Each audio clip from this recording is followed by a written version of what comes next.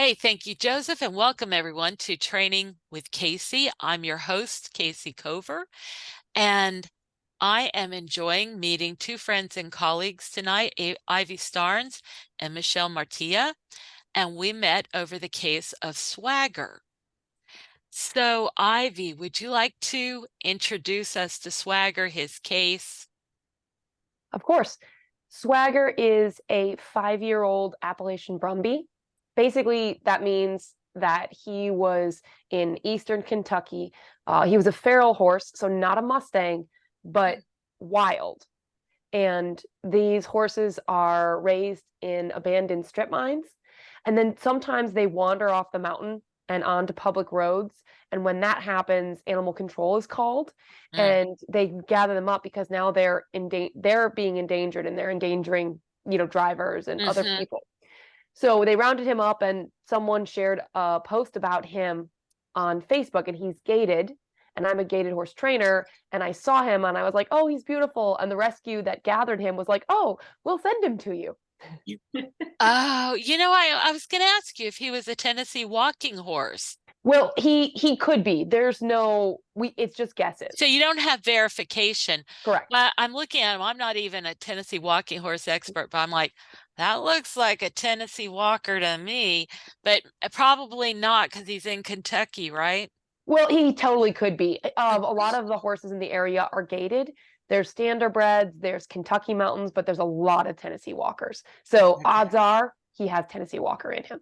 Got it. All So right. Oh, so to continue, Yep. they sent him to me. So he arrived in Texas from Kentucky in early April, or like the last weekend in March This year. this year. Yes, 2023. And I've never worked with a feral or wild horse before. I've Mhm. only worked with domesticated horses that are used to people. And so I was really excited, and I've worked with people who work with Mustangs, Mhm. and I was super excited, and then very quickly learned that with this horse, I had no idea what I was doing. Yeah, yeah. Yeah, because you also don't have any idea. He could have mental illness, he could have metabolic problems. Yeah. You just have no idea what the situation is. Yeah, we noticed that he doesn't try to jump the fencing. Like, because I never used a lot of pressure, we never had an issue of him hurting himself, like being Mhm. scared, which is great, but he also wasn't super friendly. And I think about 3 weeks after I got him, not making any progress, I'd been working with Michelle with my dogs actually, and she was like, Ivy, I work with equids too. And I was like, oh, please, would you please help me with my horse? Good for you guys. We have actually worked with horses We have. before together, so it was just kind of a casual reminder because I really wanted to work with Swagger To too. share the fun, yeah. Yeah, because what better, right? It's a lot of fun to work with like-minded trainers and Yes. have a sounding board and so on. Because let's face it, sometimes they drive us nuts. Yes, definitely. So do you have video? Yes. So I have a video from shortly after I got him. So like the third day doing some work with him in the pasture. And there's not a lot going on, but you can see that he did not want me to come up to him. He wasn't interested in being friendly. Like, I saw a video recently of someone who got their Mustang and they Hmm. could feed him like Hmm. on day two from the other side of the fence.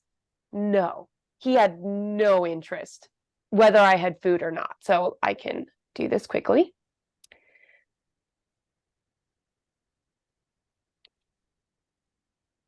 So this is Swagger, and I'm kind of walking in front of him. I hadn't started doing any clicker training with him yet or any food. Um, and I can skip around. He would kind of turn to face me, but if I got too close, he would just walk away. And when I would offer food, he just wasn't interested. He has a whole round bale of hay and fresh water and shelter, but no desire to see what I had at all. And if you can skip ahead, and he just kind of backs away. He doesn't even really turn to face me. He does a little Hmm. bit there, um, but he's pretty uncomfortable and not even like super interested when I walk away from him. He doesn't like follow me. Yeah. Yeah, he's kind of like the least that he can get away with doing, but to evade any kind of engagement. Yeah. So the video doesn't really show much else. He was never aggressive. He would move away if I got too close, and he would spook very easily. Now, you say he would spook very easily, but you're obviously using some skill here because you don't spook him. That was my goal, was to not spook him. A lot of times when I started working with Michelle, I saw areas where my body language needed to change because I would accidentally spook him, completely unintentionally. Like Michelle would be like, okay, now put that down and walk away. And I would like put it down and walk away fast, and he would spook. And I was like, dang it, I Yeah. should have walked slower. Yeah, there's so many nuances, right? The devil's in the details. Yes. Like where you're aiming your eyes. Birds. Yes. If I you're really had to looking work on that. straight at a bird, it'll freak.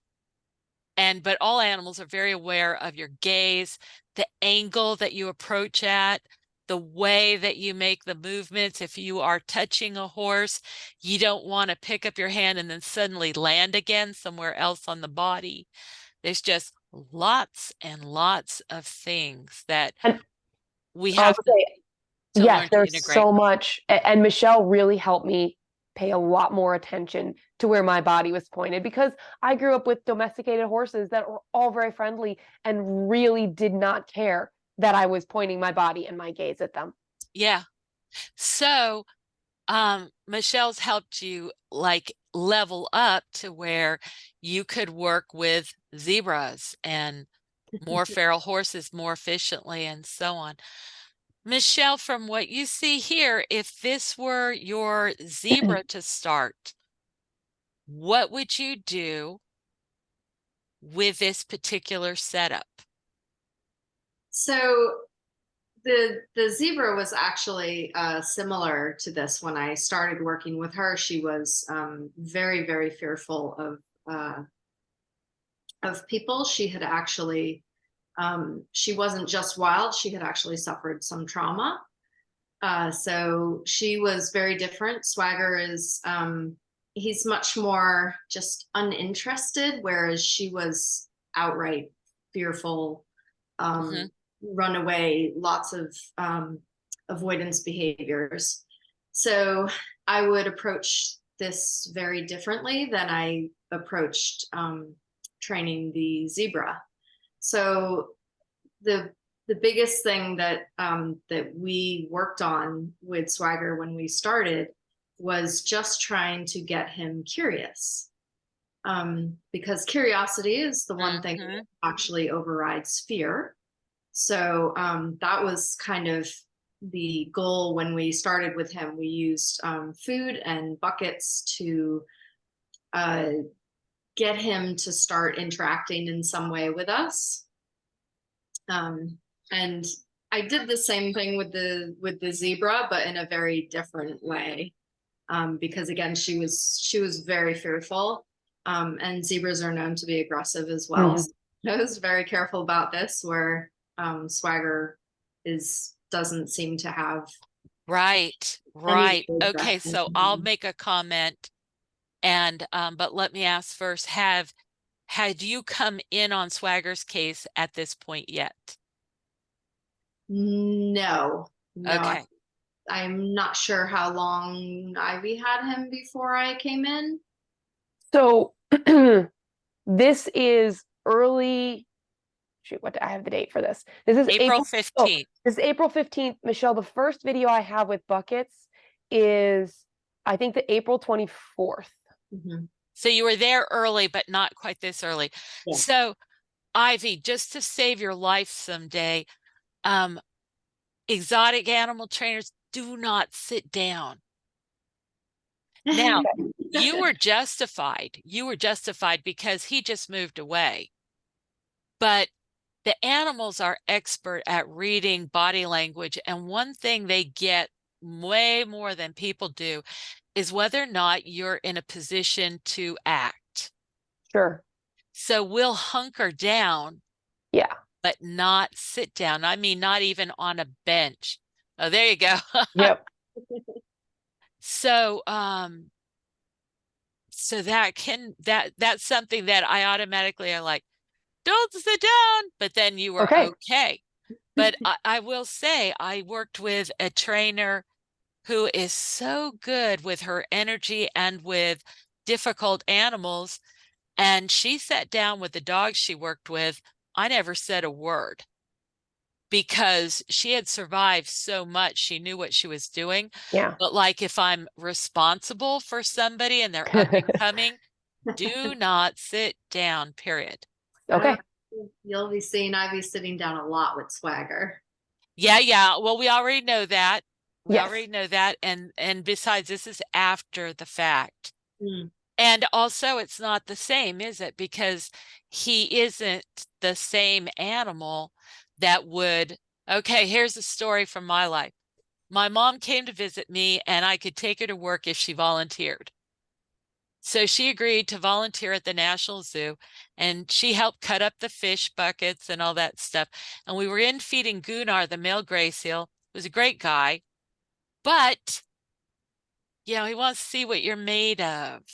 Can you blame him? So I got called out for some kind of important phone call and it was just going to take a minute. And I told my mom, well, keep the bucket between you and him and throw the fish over his head if he starts to come toward you. And my mom's like, what? But I was already gone. And so I come back and there's like, my mom is like a pitcher, man. She's throwing that fish over his head because the minute I left, Gunnar's like, well, hello, ma'am. I don't think we've met before, have we? How would you feel if I came up right next to your bucket and sat oh so close to your kneecap? So this is a good guy, and he never caused me any problems, but they kind of can't resist Mm. the opportunity. Okay, so we have some other videos. So I'll share screen now. And for those of you that are watching a video version, I apologize that I'm not on camera. I'm having computer problems today.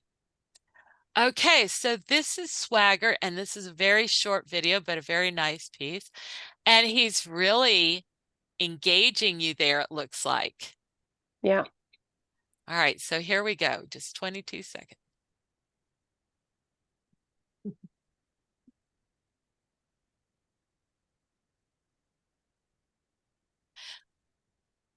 I'm checking yeah, it says the sound is on. I'm not sure if I would have left the audio or not. No Sometimes it problem. can, Feel sometimes free it to can, speak over it if you want. okay. I'll play it again. Okay.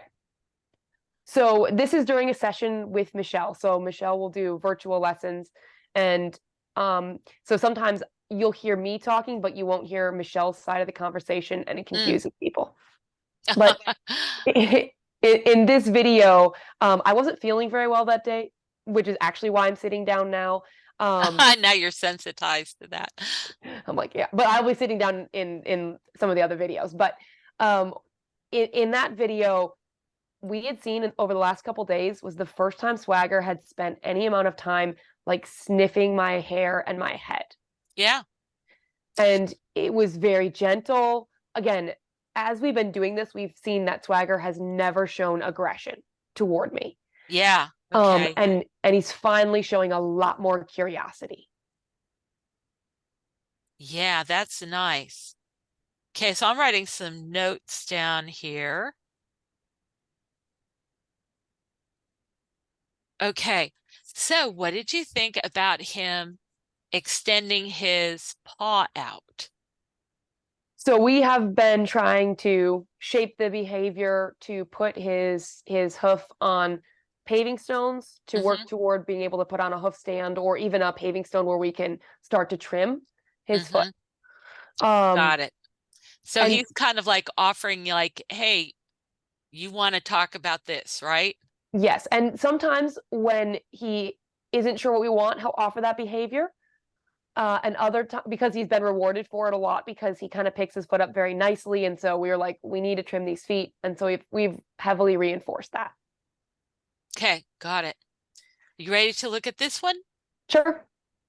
Okay, so here he's engaging again, very different than not just your first one, but it took a while to get these breakthroughs, didn't it? This was from yesterday. Yeah. So And did he suddenly kind of switch gears? yeah, I've been able to hand feed him while standing in the last week or so, maybe a little bit before that, before I took a trip, because I travel a lot in the summer. So Mhm. sometimes there'd be big gaps where there was no training. And then this is the first time this has happened where he'd stand this close and I could feed him without extending my arm far away, and he Mhm. wasn't reaching out far away to take the treat. So Yeah, this was a big breakthrough for this moment. good for you. Okay, here it comes.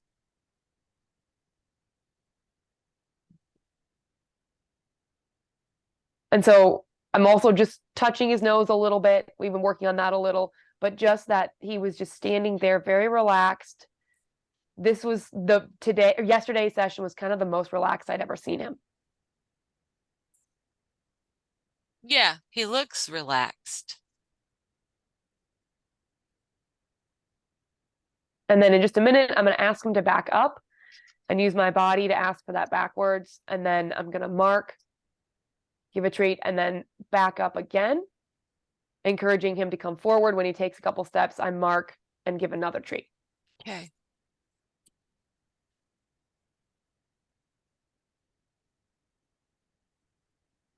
Cool. That's very nice. So the goal there is we are working on teaching him to back up, but the goal there is actually little bit of reverse psychology almost, where Hmm.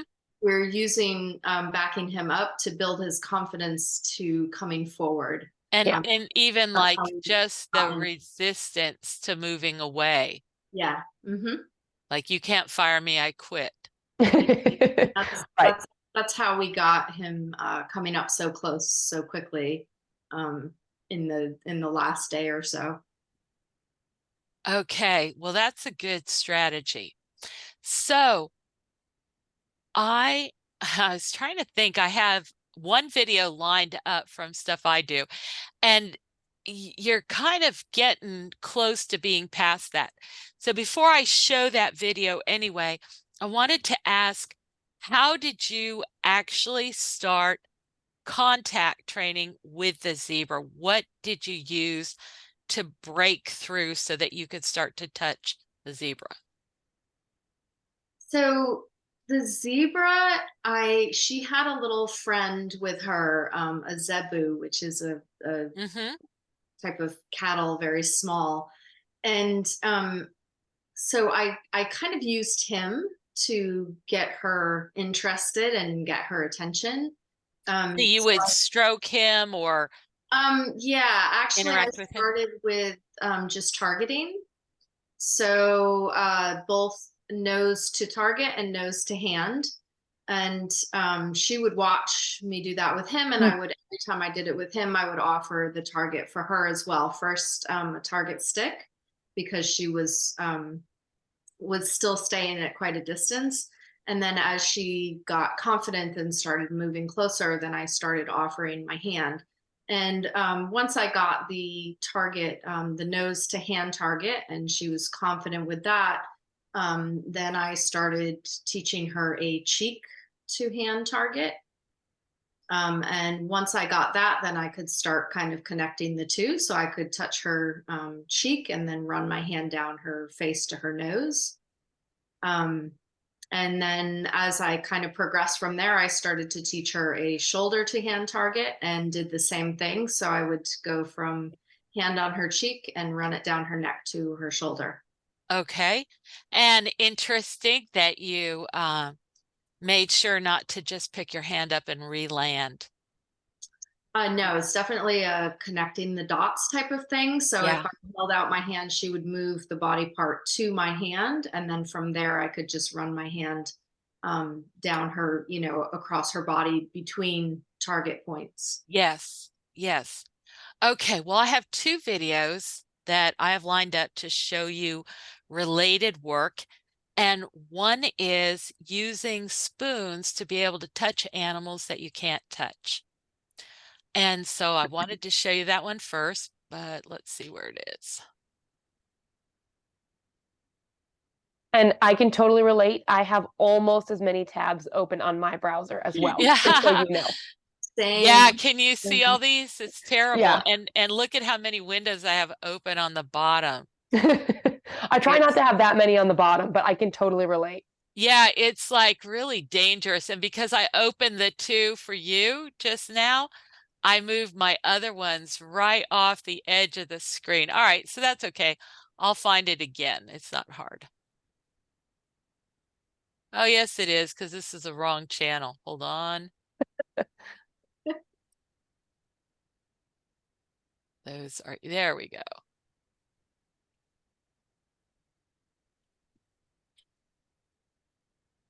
Okay.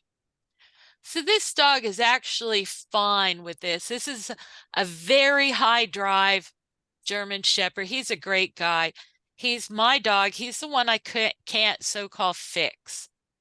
And he seems to have something like autism. I used to teach people with severe autism, and yeah, there's triggers sometimes. And once the trigger happens, the person will start into some neurological response, and they often call it a meltdown. And it's scary for everybody, Yeah. but it's often worse for the person that's having the meltdown. And I have a friend who is brilliant and articulate, and I just love her. But she has fairly severe autism. And if she gets upset, if she gets an overload of stimulus, she'll start to have a meltdown. And she says she can tell it's coming, but she can't stop it. Oh. Like once it starts, and she will literally hit herself on the arms, legs, and head. And I don't remember if she had problems with biting things, but there are other people that do. This is not a choice. Right. This is not a choice. So this guy, if he gets certain triggers, he'll go into kind of automatic action patterns. And that's what he doesn't get better at. And I've helped so many dogs with problems related to coping with stress and managing their own emotions. So it's mostly what I do these days. And I've probably taken him to 20 seminars and worked him with the rest of the group to try to get him past this, and did a lot of extra stuff so that people could see, look, this is what we do in a more challenging case. And it's like Groundhog Day, right? It's always there. We're starting over again.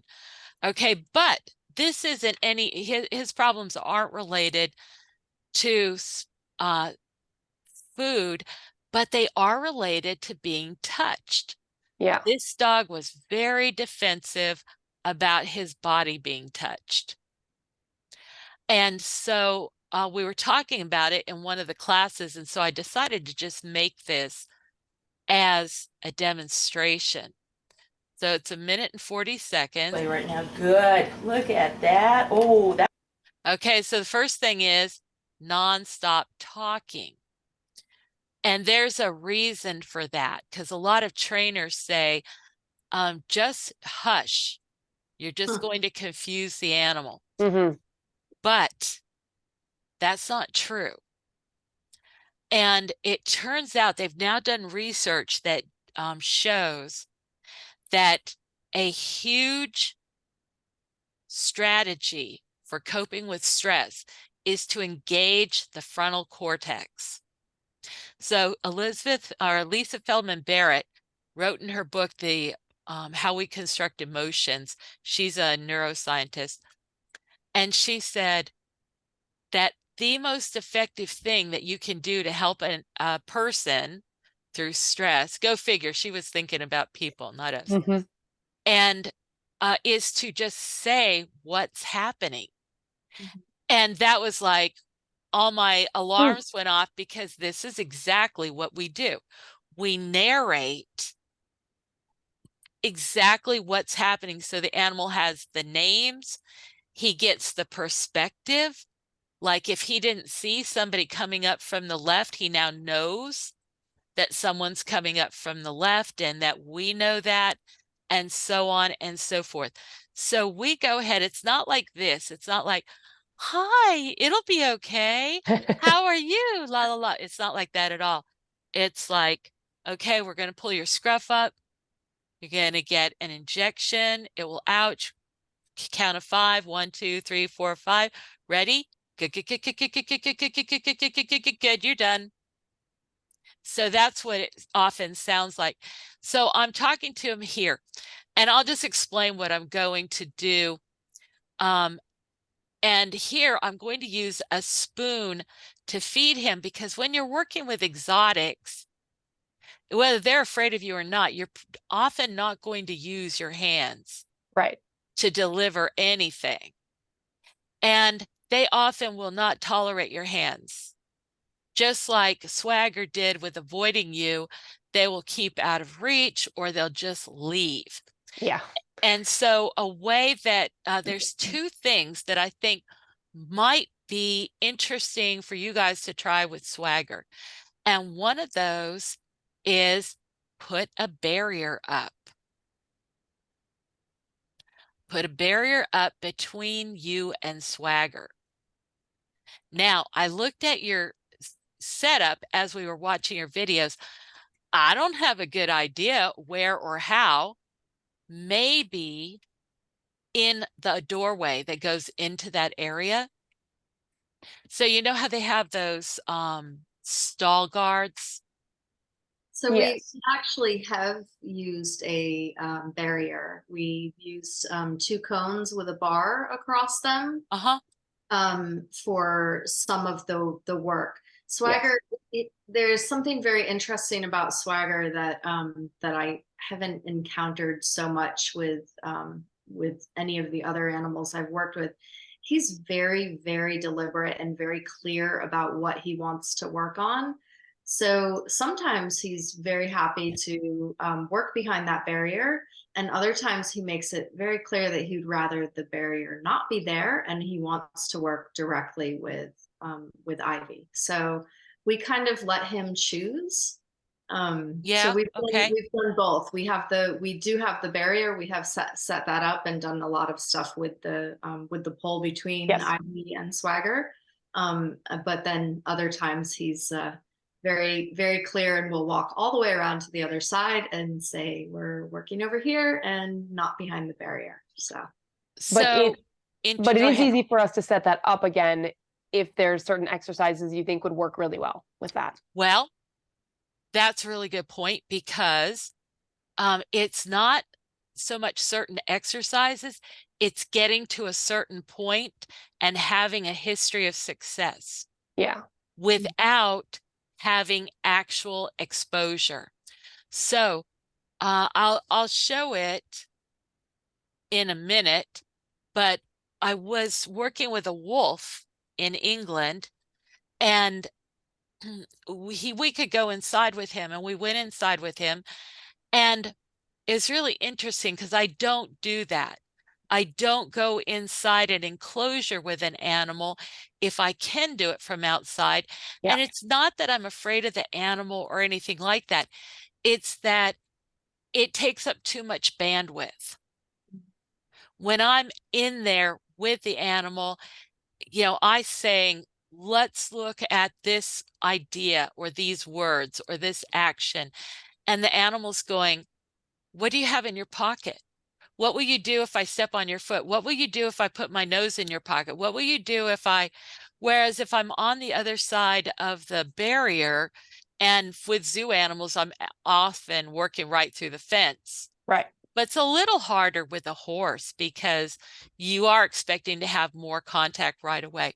But anyway, we were able to, we did a training plan and we identified 40 things that we wanted to teach this wolf. And there were 2 wolves, so we had a total of 4 hours. So each wolf got 2 hours. And we were able to cover all of them. And what we did is we taught everything that we could over the barrier first. Mhm.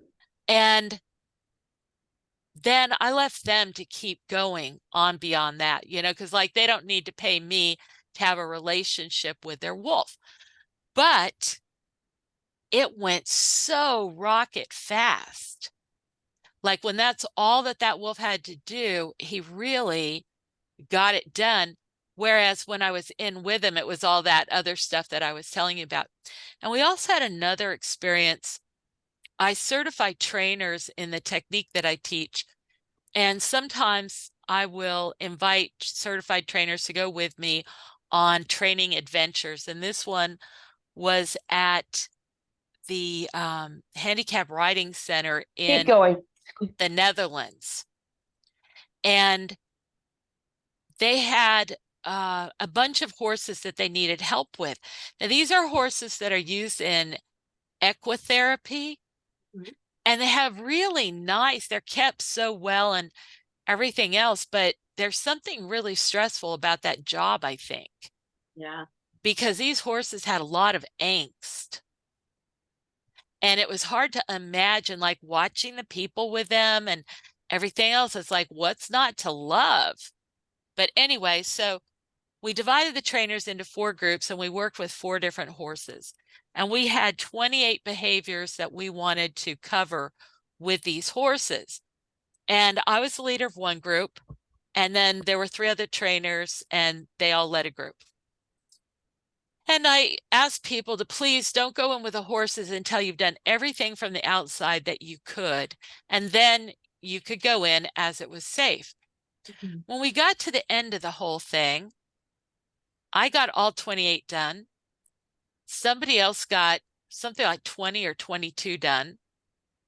One group got 10 done, and one group got 8 done.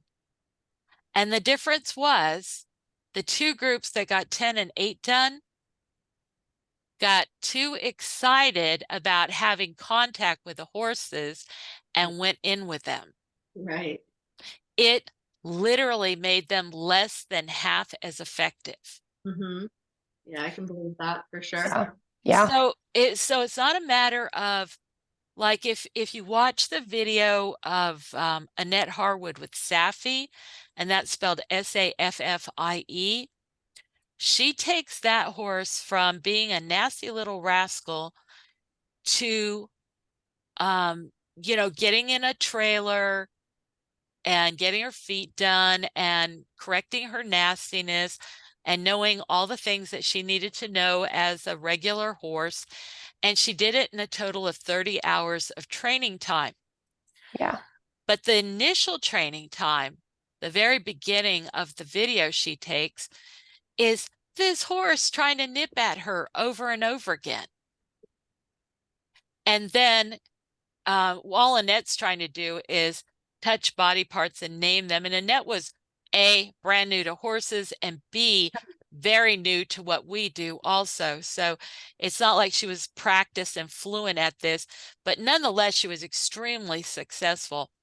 And after that initial, you know, session over the fence, she was able to move into the horse's area in progressive steps.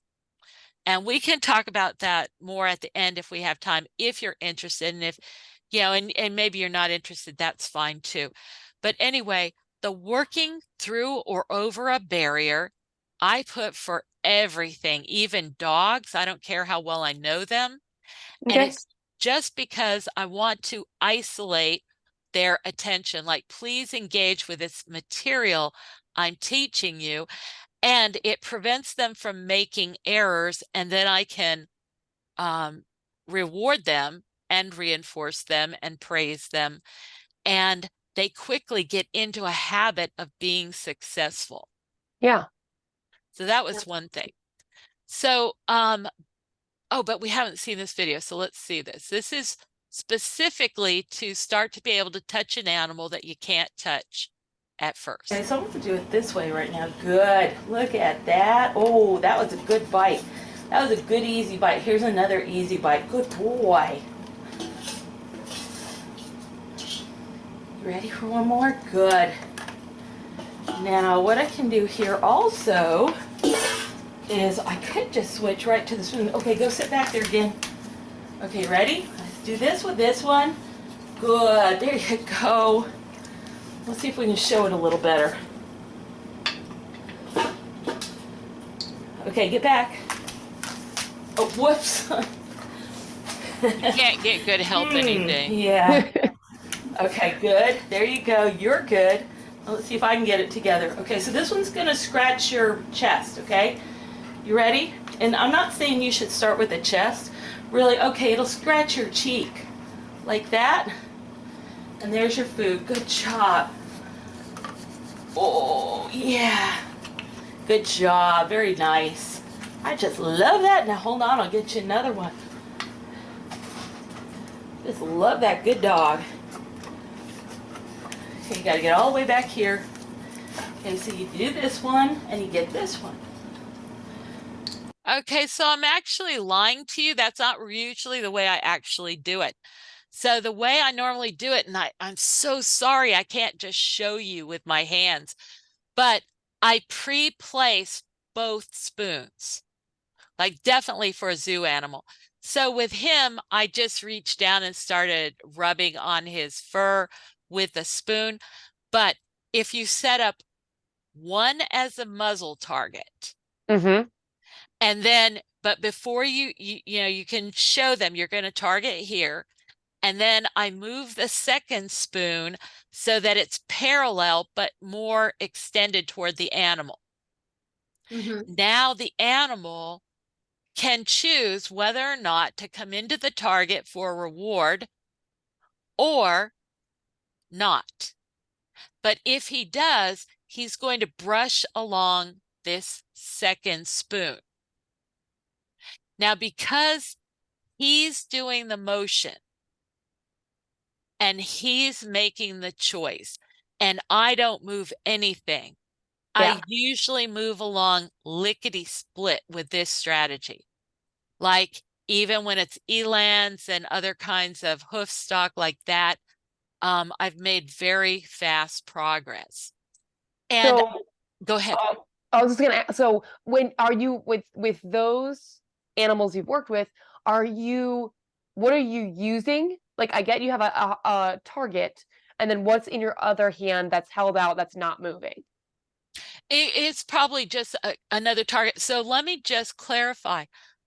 Um, for me, a target is anything that suits that purpose. So I'll fold Yes. a paper to make a station target, Yeah. or I'll use the end of a stick or something like that. There's a lot of people that go to a lot of trouble to make targets that have big foam ends on them and all that. And in real life, they really do get in your way. If you come from the marine mammal field, as I do, you use those kind of targets because they always end up getting away from you. And Okay. then they're floating in the pool and you've got to have a way to get them back out. And also the animals in oceanariums are usually large enough and extended over the water, all this stuff. So you need a long reach. Makes sense. Yeah, for a horse to have a big bulb on the end of a target is pretty cumbersome. I usually will use that rubber handle of like a dressage whip. Okay. I never use the hard metal disc handles Okay, yeah, that makes that sense. are fine if you're trying to make sure your whip doesn't slip through your hand while you're riding. But I had an intern that was using that with a horse, and the horse didn't even mean anything by it, hit her hand, and the thing flew up and hit her on the jaw, and she could not eat for Oh, 3 days. ouch. So we Mm. just don't even have those on site. We just use the long rubber handles. And we use whips for all kinds of things, but we don't use them generally in the traditional way Right. that whips are used. And I like to have a short one for working on the front end of the horse, and a dressage one, and also a short lunging whip. And I usually hold the lash back in my hand Yeah. and just use the handle. And that way, I can be targeting the muzzle, but also the hip. For example, if I want to rotate that horse on his front quarters, I can set that front target and then just rotate the hips. And that takes us to a thing that I think will be very useful to you, but I'll tell you about that soon. That is steady leg. Okay, so the other thing, the other video I have here that I'm actually interested to see what the heck it has. I did it so long ago, but it had the same title. Okay. Okay, can you sit? Good. So here's Okay, two so there's the spoons, food. You gotta or leave two it. wooden implements. Okay, and when you get easy, you get. So here's for a high drive dog.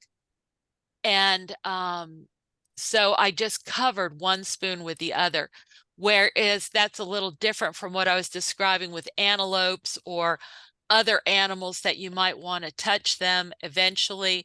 Then I would line it up with the muzzle target and then with the other one parallel. But I will tell you, even if I'm going to be working with my hands around a horse's head, I will almost always set both targets right up front. It's just way more efficient to have the horse move into the set targets Mhm. than Yeah, that makes to sense. have a target and then try to move in on the horse's Yes. face. Okay. Yes.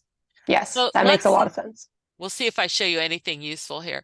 Now, here's the thing that I love about looking at this right now.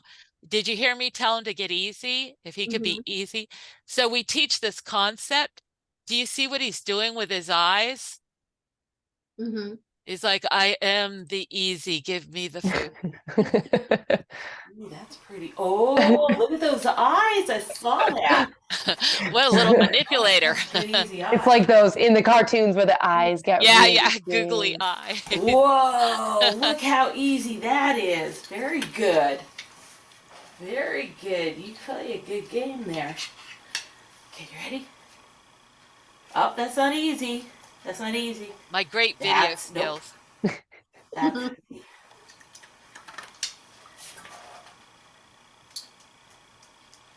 I got 3 in here this time. So they're 3, telling okay? 1, him the 2, amount 3.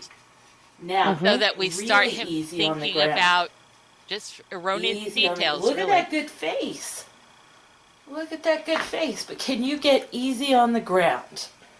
Like really easy. Oh, Aww. yeah. Almost. There's a good cat going by there, isn't it? Okay. Easy paws. Easy. Easy eyes. How are your eyes? Your eyes are alert. Nope. Almost. Easy on the ground. Good. 3 of them. 1, 2, 3. Good job. Okay, you can stand up if you want. Now you see the other dogs right next to it. We try to let them watch each other work as much as possible. Okay, so maybe there's more there, but maybe we'd rather move on to the next thing. So I will take us to the website.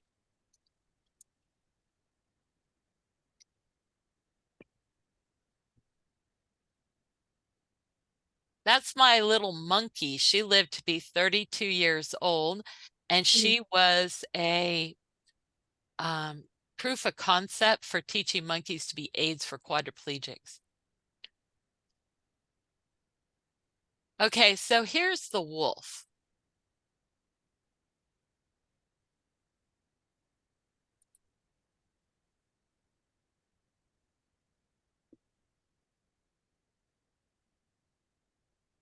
Hold, good, here we station, good, there we go. Nice work. Okay, so this is actual real-time training, and that's how fast it is. So he gets presented with a thing, he makes contact, he gets a name, and about 30% of the time he's going to get some kind of a reinforcer. We don't do a lot of repetition. This whole Okay. thing in operant conditioning where you have 8 repetitions before you change something, we'll all get old that way. Okay.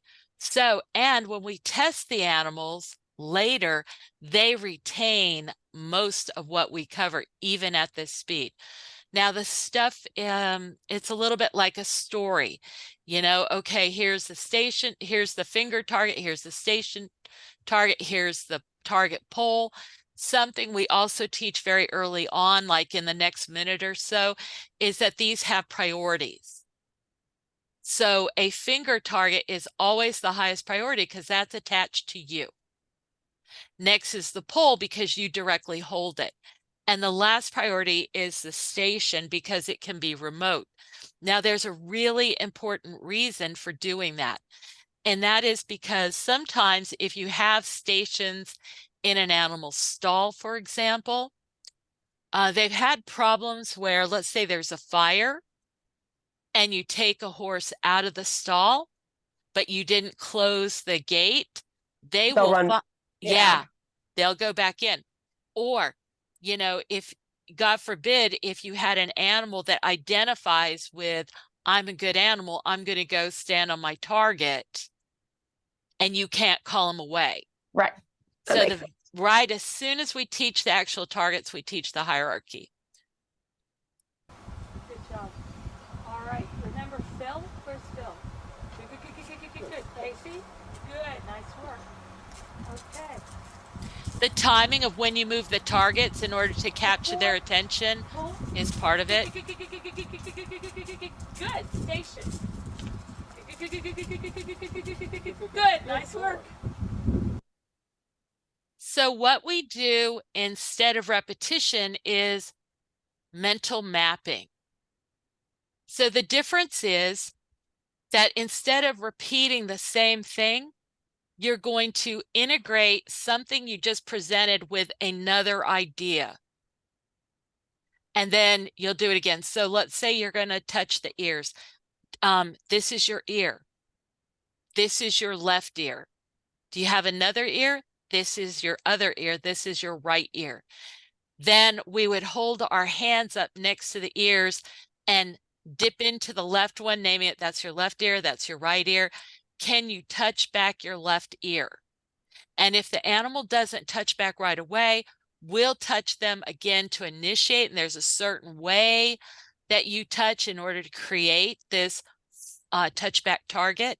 And then it's so close that the hands are held in direct contact with the animal's ear already. That way we can perceive the smallest change in contact. Yeah. The instant we feel that animal dip in that direction at all, X, and we're on to the next thing. So it would be a very typical thing would be ears, left ear, right ear, eyes, left ear, left eye, right eye.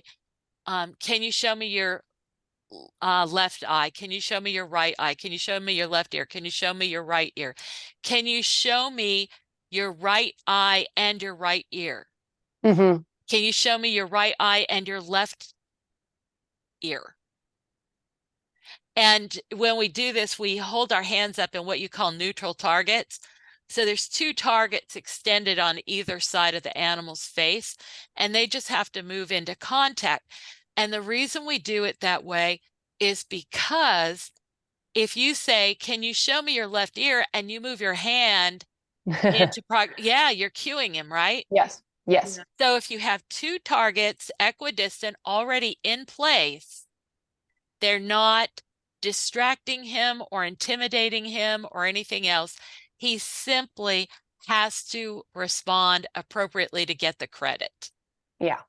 So we would go from that to doing the rest of the face, the shoulders, the front arms, all that kind of stuff. And again, it goes really quickly.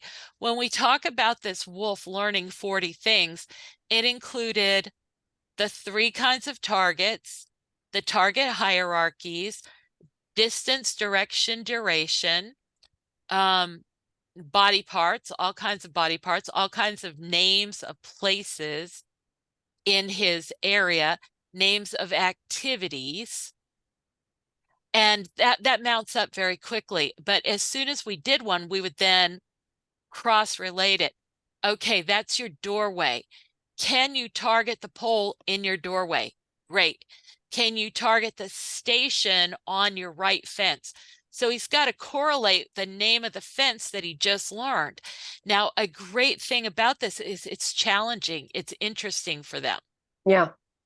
And it gets them and keeps them engaged.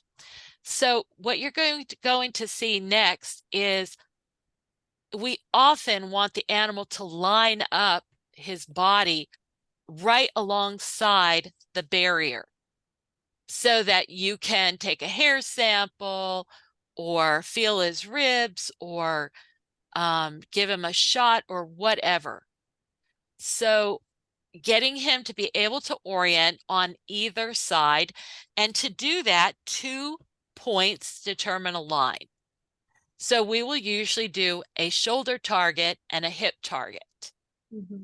And if you understand how to initiate the target using a certain kind of touch, literally, I went through a bunch of animals, camels, and also a lot of giraffes to teach this. And it literally took between 30, 45 seconds to get either a hip target or a shoulder target. Wow. And we would do both.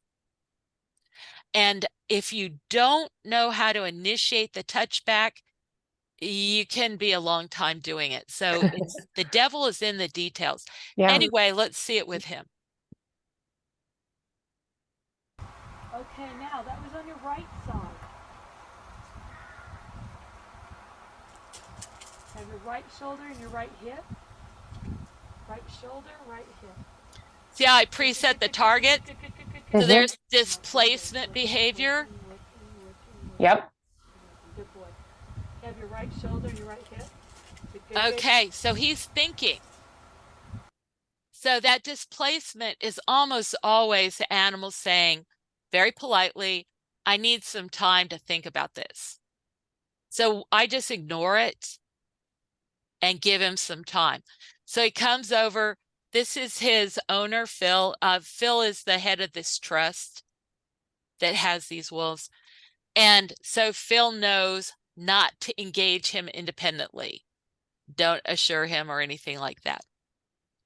So he goes away, and it's very typical what happens next. Left shoulder. Good, good, good, good, good, good, good. Left. So I interpret that as a question. I named the right shoulder, and he's like, well, I think I know what that is. So this is another thing that I think would save a lot of time for you guys, and that is to handle concepts in opposing pairs. Right versus left, up versus down, over versus under. Okay. Or even just 2 different body parts. Yeah. Okay, so here he goes. That's left. Good. That's your right shoulder, right hip. Good, good, good, good. There you go. There they both are. Nice job. Shoulder, hip, outstanding. How do you read his expression?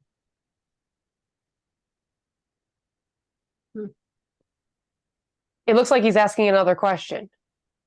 Okay, and what question do you think that is?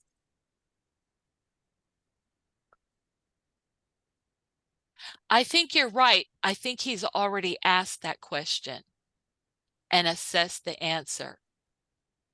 And I think I think he kind of reviewed, like, okay, this is the right side. Now you notice well, you'll see when he does the left side, the difference. But do you believe that he's comfortable and confident here? I mean, I think he figured out what you wanted, but he looks worried. Okay.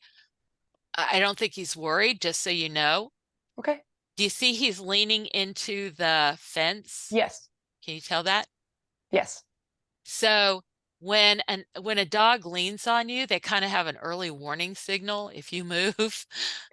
Yeah. And his ears back, he's listening, but he's thinking. He's got that soft focus. Now watch here, because you can literally see this guy processing stuff. Here we go. Like your left side. I would like your left side. Right, X, right ribs. Okay, this is your right side. Where's your left side? Good boy. Good, easy. Easy. Good boy. Okay, so that's him coping Yep. with the excitement. So a lot of people see that as a sign of stress. It is not a sign of stress. That is an animal going, okay, now let me get this straight. Mhm. So he seemed to be very happy to get scratched on his shoulder and his hip. He's moving into action.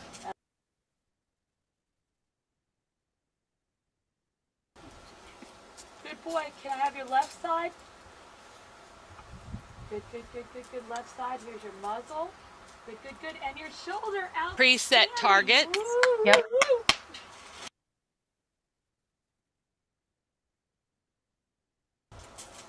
Now can I have your left side? Good, good, good, good, good, good, good, good, good, good, good, good, good. That's left, left, left. Woo, woo, woo, woo, woo. Yeah, that's my boy. Good boy. Okay, so there he was asking a question. He's come to a conclusion. He knows what I really want, and he moves right into it. Yeah. But first, he wanted to retain his privilege to decide. Yeah.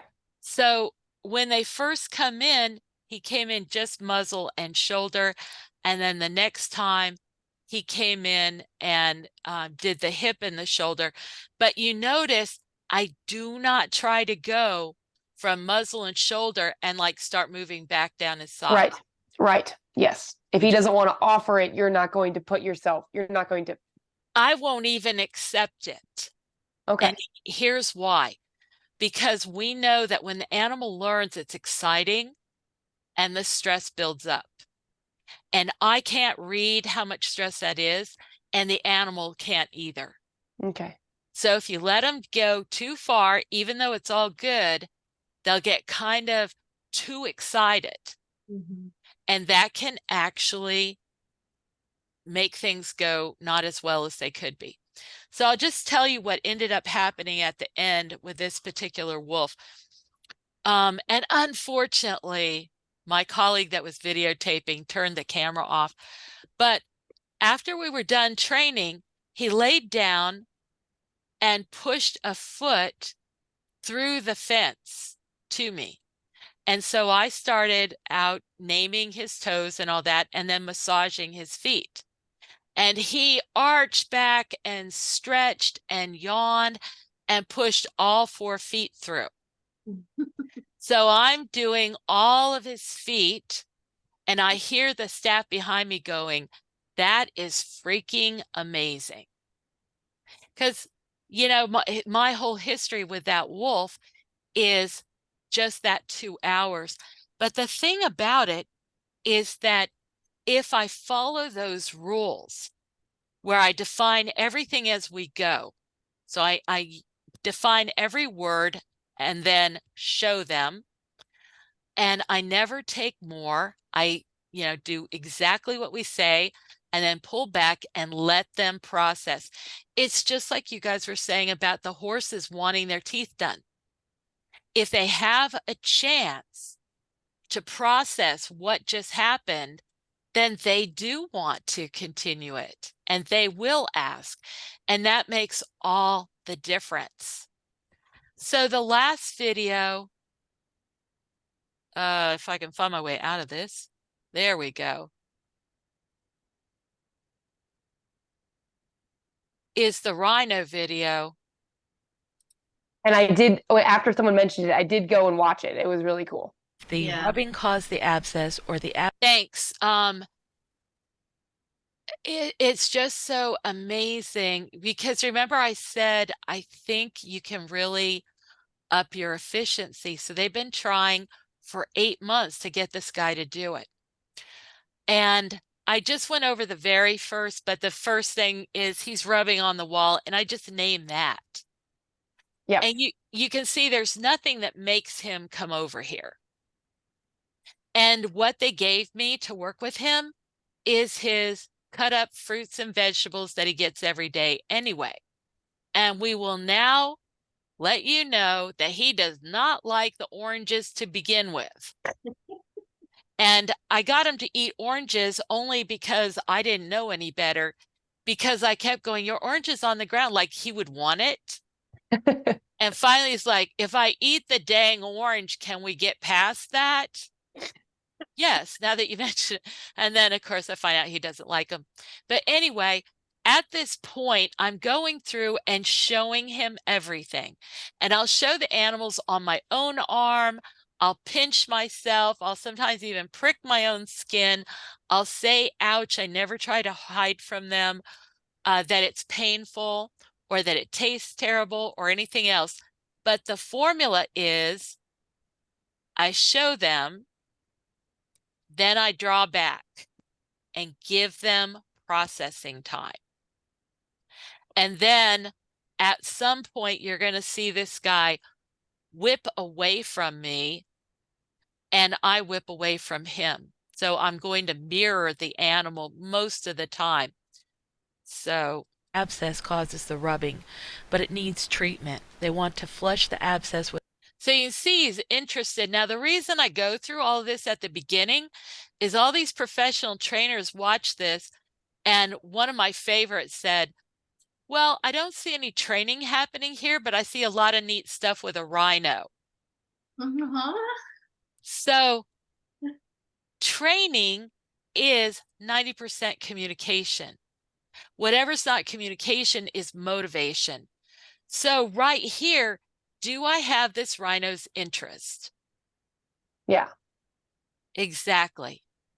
And I have something scary in my hand because they've been trying to get him to let them flush his abscess. And he's like, are you guys stupid? It hurts. Mm.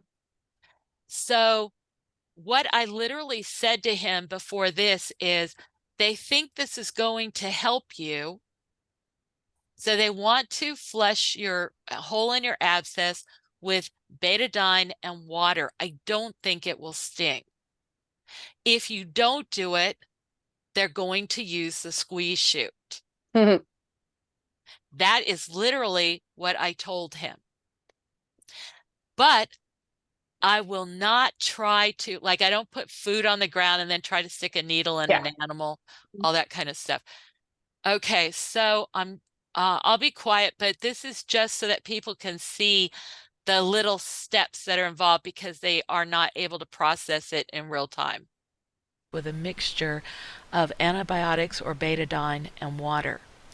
They've tried to do this for months, but he would not cooperate with them. We're going to start by explaining things for him. We will name and explain activities like the rubbing and eating. We'll name foods like apple, orange, tomato. Body parts like lip, chin, horn. Directions such as right, left, up, down, middle. There's the equipment such as the syringe and the tube. Substances such as air and water. After we name and explain everything that will be involved in this process, we demonstrate the medical procedure for the rhino. Then we ask him to allow us to do this. He does allow us. This is one training session.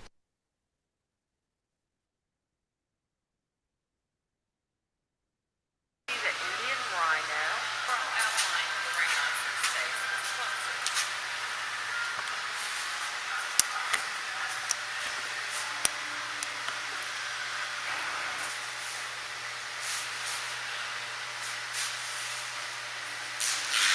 You're rubbing. That's rub. Right nose, X.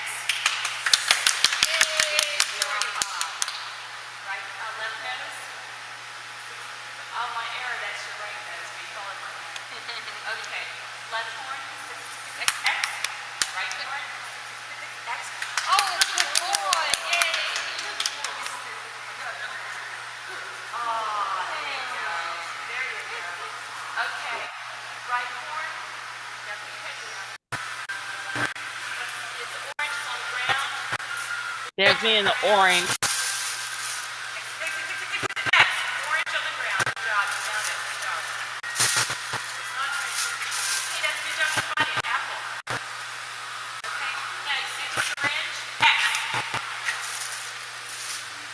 Carrot. Okay, can you target on the syringe? Flip X. That's syringe. You smell it? Don't want you to eat it. No, that's how. Okay, here's a tomato. Thank you. Thank you. Okay, I'm going to target you to put the syringe on your nose. Ready? Lift here, nose. X, good job. Carrot. Okay, put the syringe on the left side of your nose. Here, left side. X, good job. Now lift it on your horn next time, okay? Okay, here and horn. X, you see it? I want you to see it. X, you're good.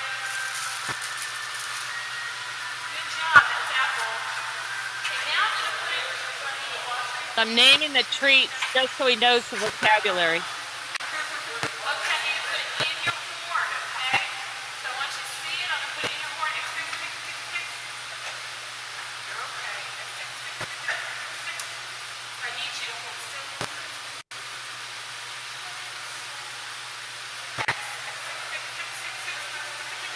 Woo! Good job! Put it there. It's over before you know it. Okay, so theoretically, they can't see very well. Mm-hmm. Right. So if he can't see very well, how did he do that? That just blows my mind. Okay, so the last thing, any comments or anything about this? I was going to leave it now. It's really cool. And it's I watched that a couple days ago and I listened to one of your podcasts and it makes a lot more sense seeing it after I've learned a little bit. So it's really Right, right. And there you saw that place where he takes his head away and I take Yep. my head away. And I think that's why he just goes forward each step. So the whole training session, it's ironic because I took this, she had a horse farm and hosted seminars, and she and her husband went with me to the zoo to do this. And she was in my class again. And I was able to go, whoa, remember when? And she goes, yes, that was amazing. Great. How long did it take? I have no idea. I'm like, dang, you know, because you don't often have the actual eyeball witness. But anyway, one training session. And my entire history with this guy is right here. Yeah. You know, there's nothing that comes before. So it is exactly like the horses wanting the guy to do their teeth. You get in and you do something useful, let them think about it, and then if they feel like you can be trusted, then they'll sign on for the next little increment. And it's very important in my experience to give them that processing time because two things happen. And by the way, I have to give them processing time if I just explain something to them. So the bridge, the good, that tells them the good means you did it. The good means you're on the right track. So the speed of those is 8 per second. So if he stops hearing bridges, he can look back. What were you doing an eighth of a second ago that's different? Yeah. And they become virtually self-correcting. But if he doesn't complete the thing, he still knows that he got it all correct up to this point. Whereas with operant conditioning, they don't officially recognize the usefulness of the intermediate bridge. And that is really a shame because it is so powerful. So powerful, it's hard to overestimate how important it is. I kid the trainers that get this training all the time because I try to buy back their intermediate bridge from them. I will pay you and you don't use the bridge anymore. And they're like, Now, the Mhm. other thing that's really that they all say is the most bang for their buck is simply the narration. That doesn't take any training skill at all. So with these two tools, we've done two things. With the narration, we've removed all kinds of uncertainty. Yeah. So now the animal knows what we're, like if I'm going to touch your body, how much am I going to touch it? Yeah. What part am I going to touch, etc.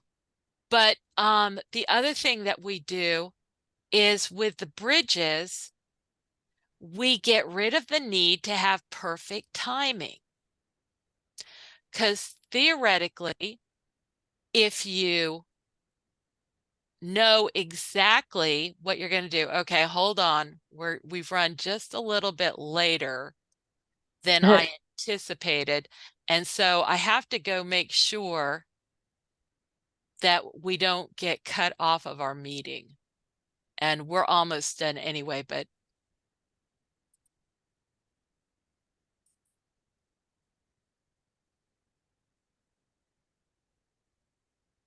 okay.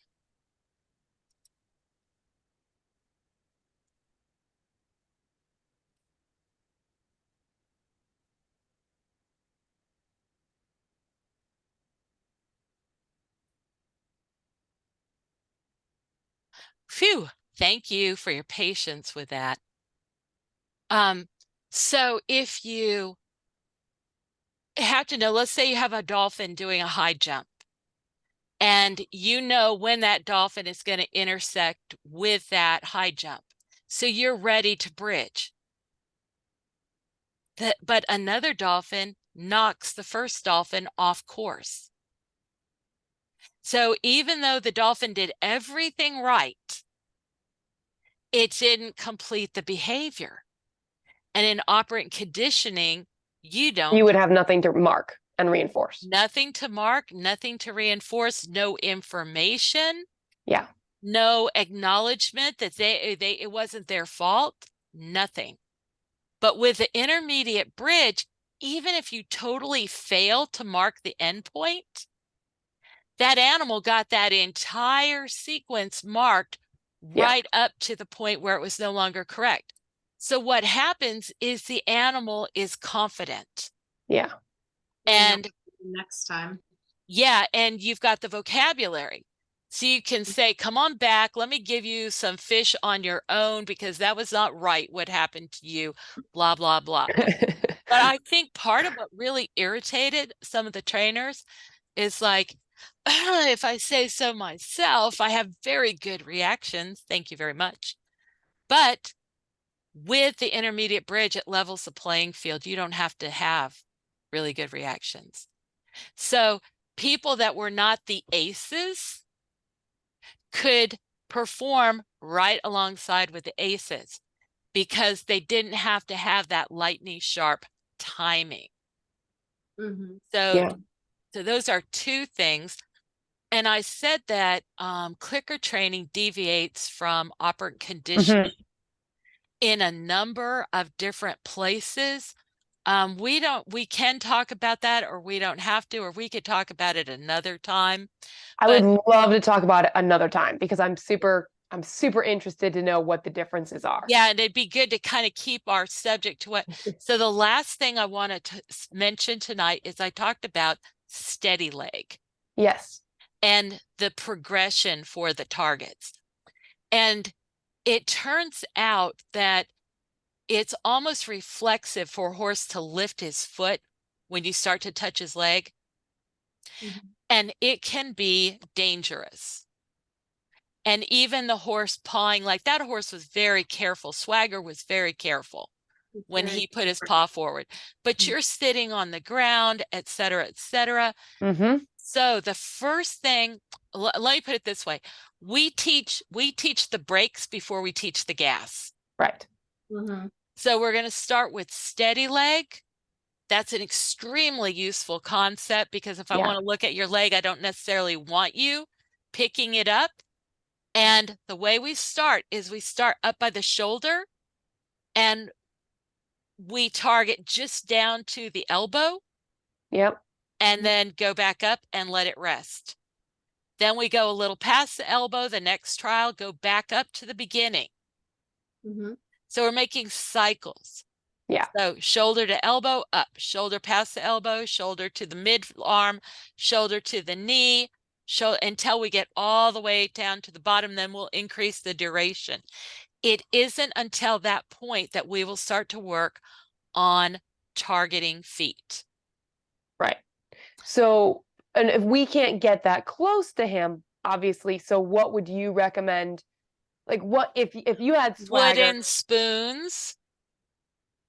Okay, I'm very willing just to go out there and try it, but we're not even that close yet. We can use his target. So Yep. if we had a couple of his targets, then I have two. Yeah, so we could Yeah. So target let's to his say, nose and then target to his yeah, like you could use a station or a hand target for his muzzle. Preset a wooden spoon or riding crop, or be careful because a riding crop could be a trigger or maybe not. Maybe he's never seen one. But Yeah. anyway, just be thinking of that. Put it in position so he's the one that makes contact. Okay. Yeah. And a lot of times I'll angle the thing over so they kind of have to make contact Yeah. in order to get to the muzzle target. Okay. And at first I'll set it so that he just barely touches with his chest. And then he touches with his shoulder, and then I'll Okay. start scratching him and so Yeah. on. And then I'll start doing the cycles, and then I'll switch to a longer target. That makes sense. And Yeah. then I'll start targeting the knee, not the foot. Okay. And then I'll work down to the foot. When I get down to the feet, I have found horses have a really hard time stepping forward to a target. They would much rather pick up and sit down again in the same place, or pick up and step forward. Rather than hold their foot out and touch the target with their foot. Or move directly forward, just sweep their foot forward. Like when you're trying to teach a horse to square his stance. Yeah. I have tried using a board as a reference point so they could move each hoof in reference to that and then sense the proprioception so they could kind of memorize what it feels like Yep. to be standing square. Oh my God. Oh my God. So I often ended up just picking up the foot, placing it, and then saying that's square. And then moving them a step back and saying, can you get square again? So that's it. It's very simple. And again, rest in between so they can process it. So guys, I would love to see what you come up with. If you decide to use any of these things, love to see your video and any other video you have of projects you're working on. Yeah, we'll have to play around with this a little bit and see what we can come up with. Yeah, and I'm putting more and more video. The problem with my video is I don't explain anything because it's all for classes. Right. And so like there's no explanation, but what it is there's no studio either. You know, it's real time and you're seeing exactly all the steps. And kind of the presumption is if the animal can figure it out, you're the superior being. Mhm. But it is different because the animal experiences it a different way than you visually seeing it. Anyway, any comments or questions or anything else you want to share? What about your contact if people want to contact you? Go ahead, Michelle. Okay. I can be found pretty much everywhere. Instagram, Facebook, and my website is all essential animal training. So essentialanimaltraining.com is my website, and Essential Animal Training is my handle on both Facebook and Instagram.